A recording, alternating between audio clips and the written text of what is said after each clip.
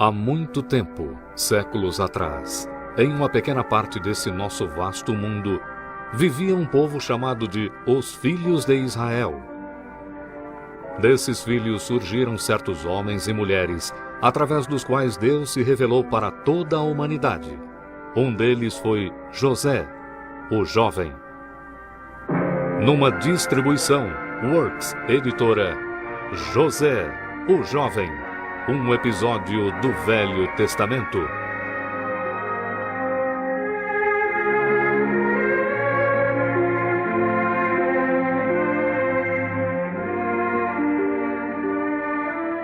Versão brasileira, Estúdio de Cinema, São Paulo. Há quase 4.000 anos, vivia na terra de Canaã um homem com grandes riquezas e muitos filhos. Seu nome era Jacó. E como seu pai Isaque e seu avô Abraão, ele também era um adorador do único Deus verdadeiro. Jacó amava seus 12 filhos, mas o seu favorito era José, porque ele nasceu na velhice de Jacó e era um rapaz com muita fé em Deus. Para demonstrar o seu amor por José, Jacó havia lhe dado uma linda túnica comprida. E quando seus irmãos viram que o seu pai amava José mais do que a qualquer um deles, eles odiaram José. Eles o odiaram ainda mais por causa de 2 sonhos que ele teve. Pai, ontem à noite eu tive outro sonho. Um sonho mais estranho ainda do que o primeiro, no qual os feixes de trigo dos meus irmãos se inclinaram ao meu feixe. O que sonhou, José?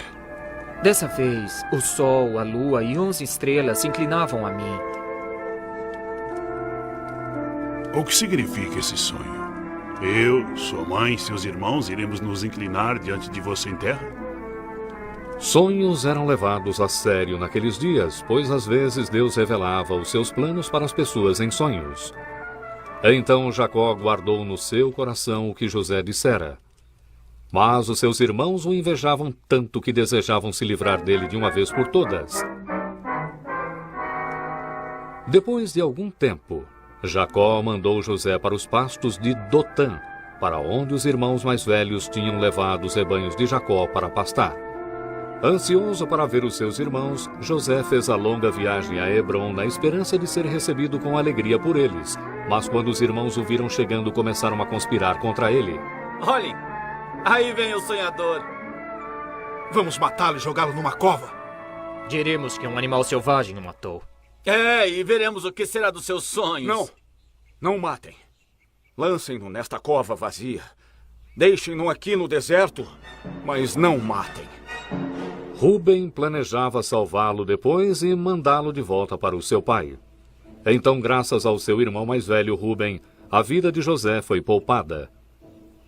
Quando José chegou até eles, eles o agarraram e arrancaram a longa túnica que ele estava usando. Ignorando seus gritos de protesto e sua resistência, eles o arrastaram à força e por fim o jogaram na cova vazia. Então eles se sentaram para comer, sem dar atenção aos apelos de misericórdia de José.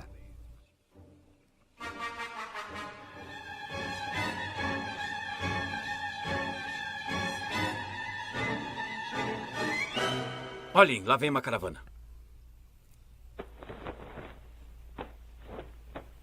São mercadores ismaelitas.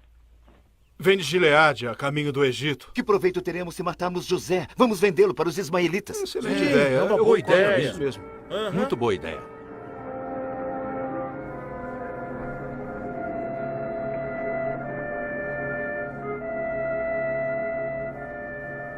Então 2 dos irmãos correram para saudar o líder da caravana, enquanto os outros voltaram para a cova para tirar José de lá. Não demorou muito para o líder da caravana perceber que poderia comprar um escravo por uma ninharia. Sem saber o destino que o aguardava, José estava feliz por sair da cova. Mas quando ouviu a barganha que estava acontecendo entre os mercadores ismaelitas e seus irmãos, ele logo percebeu que o estavam vendendo como escravo. Por miseráveis 20 moedas de prata.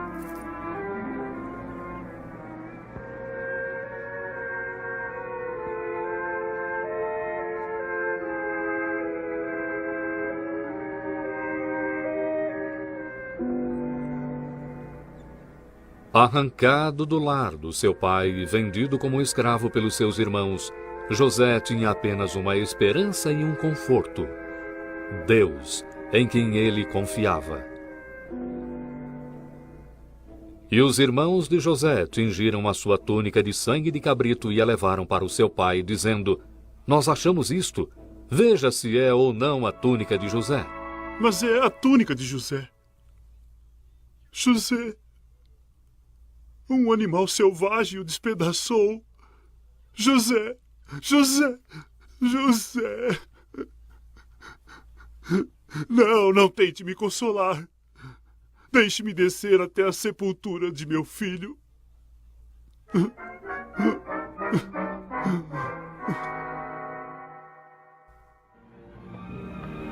Mas, como no passado, também na escravidão, Deus estava com José. Ele foi vendido para um egípcio gentil e rico de nome Potifar, que era um oficial de Faraó, soberano do Egito. E quando Potifar viu quão fiel e honesto José era, e como o Senhor estava com ele e o abençoava em tudo o que fazia, ele tornou José o administrador da sua casa e de tudo que ele possuía. E por amor a José, o Senhor abençoou tudo que Potifar tinha. Mas, em breve, a mulher de Potifar tentou José a pecar com ela. E quando ele não cedeu às suas sugestões perversas, ela pensou em como poderia se vingar. Assim, quando ela contou mentiras sobre José, o seu marido, Potifar acreditou nela e ordenou que José fosse jogado na prisão. Isso era uma punição injusta, mas José se lembrou de como Deus o salvara de outros infortúnios e ele continuou acreditando nos planos de Deus para ele.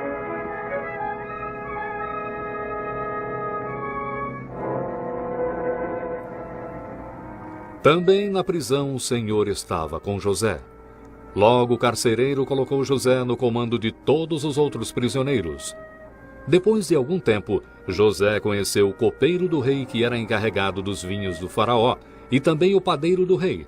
Ambos enfureceram muito o faraó e foram jogados na prisão. Por que estão tristes hoje? Nós temos tido sonhos muito estranhos. E ninguém consegue nos dizer o que significam. Deus não é o único que pode nos dizer o que significam? Mas por que não me contam o que sonharam? No meu sonho, eu vi uma grande videira. E a videira tinha 3 ramos.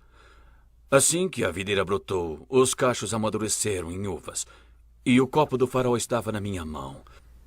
Eu tomei as uvas e exprimi o suco no seu copo. E dei o copo na mão do faraó. A interpretação é esta. Os 3 ramos são 3 dias. Dentro de 3 dias, o faraó lhe restaurará o seu ofício e dará o copo ao faraó como costumava fazer quando era seu copeiro. Mas lembre-se de mim quando estiver com o faraó de novo. Seja gentil e fale de mim a ele e tire-me dessa prisão. Pois eu fui roubado da terra dos hebreus e também aqui não fiz nada para merecer estar nesse calabouço. Quando o padeiro viu que o sonho do copeiro tinha um significado bom, ele disse para José: Eu também tive um sonho. Então o padeiro contou o seu sonho, mas dessa vez o significado não era bom. Dentro de 3 dias, José disse ao padeiro: Você será morto.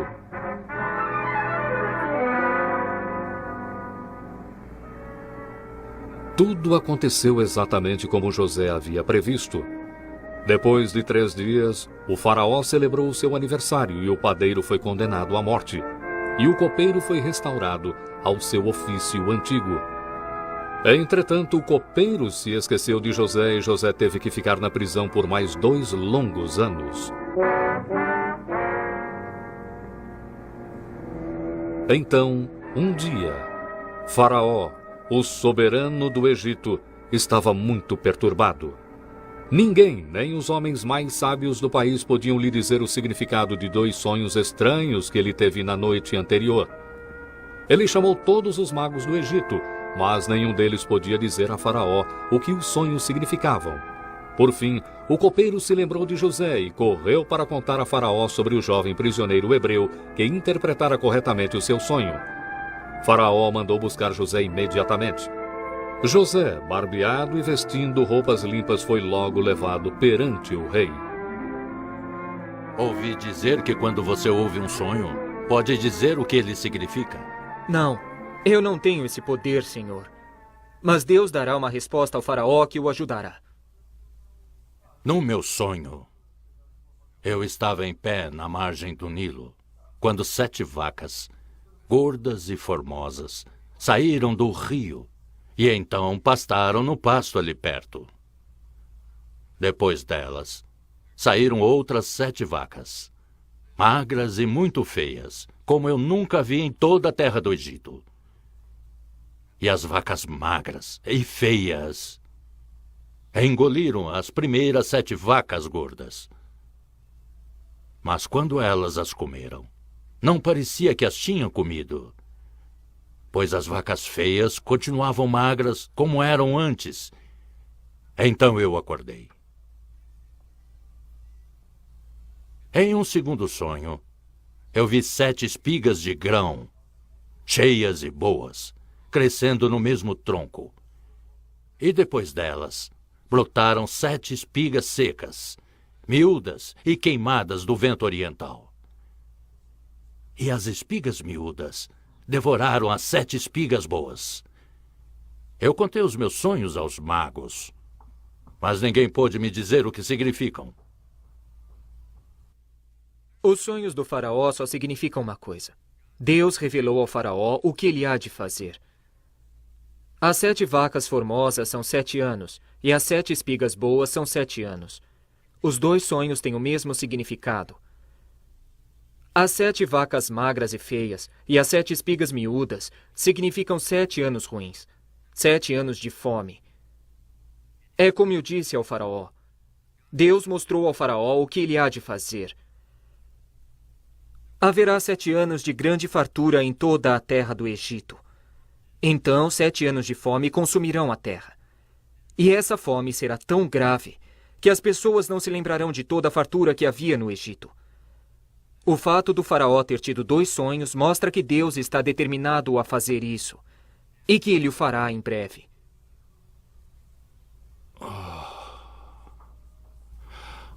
Agora que sei o significado desses sonhos, o que deve ser feito a respeito da fome que virá?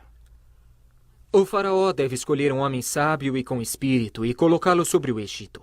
O faraó também deve pôr governadores sobre a terra e tomar 1/5 da colheita durante os 7 anos bons. Juntem toda a comida desses bons anos e amontoem trigo nas cidades e o guardem lá.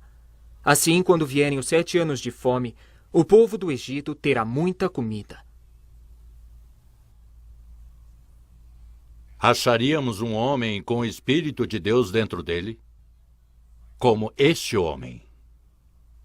Pois Deus o fez saber tudo isto. Ninguém há tão entendido e sábio como você. Será encarregado do meu palácio. E todo o meu povo fará o que você mandar. Somente no trono eu serei maior que você. Eu o coloco sobre toda a terra do Egito.